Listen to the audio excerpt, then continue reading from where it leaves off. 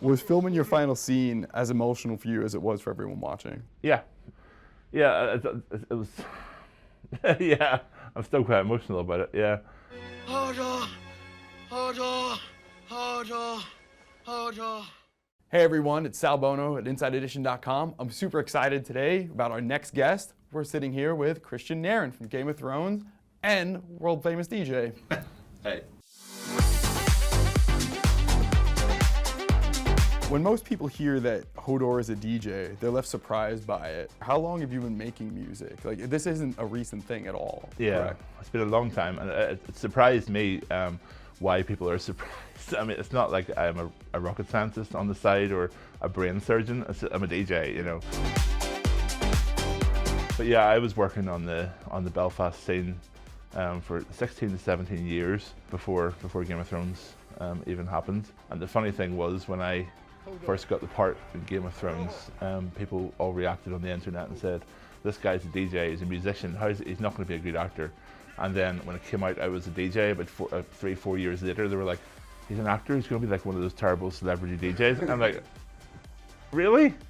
For me, doing that to a crowd of people, it's like a dream come true, you know? Like songs that I really like and trying to get them to feel the way I do. It doesn't always work. What's the energy like when you get behind the decks? Do you feel that anticipation before you get up there? I'm always nervous. I mean, Really? It's been 20 odd years and I'm still as nervous as I was the first night. And I think if I wasn't nervous, what's the point? I'm there to make people dance. And if I don't do that, I'm not doing my job. How does a DJ in Belfast become one of the most beloved television characters of a generation? Like, Yeah, you're telling me. To be honest, you know, I never really thought it was something I wanted to pursue. Although I did study acting when I was at college. I always preferred music. I used to do musical performances as well, and I had an agent to do that.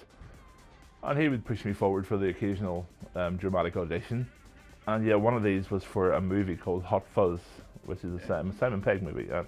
I did a terrible audition after being, I was DJing the night before, travelled to London, did this awful audition, and I didn't hear anything about Hot Fuzz. And then 4 or 5 years later, I got a call from the casting director, and she was like, "There's this project Game of Thrones coming up, and I just can't think of anybody else for this part. You've just stuck in my mind." And she got in touch, and I did another audition, and the rest is history. Hodor. Hodor. Hodor. Hodor. Hodor. Hodor. Hodor. Hodor. It's really weird not being in it anymore.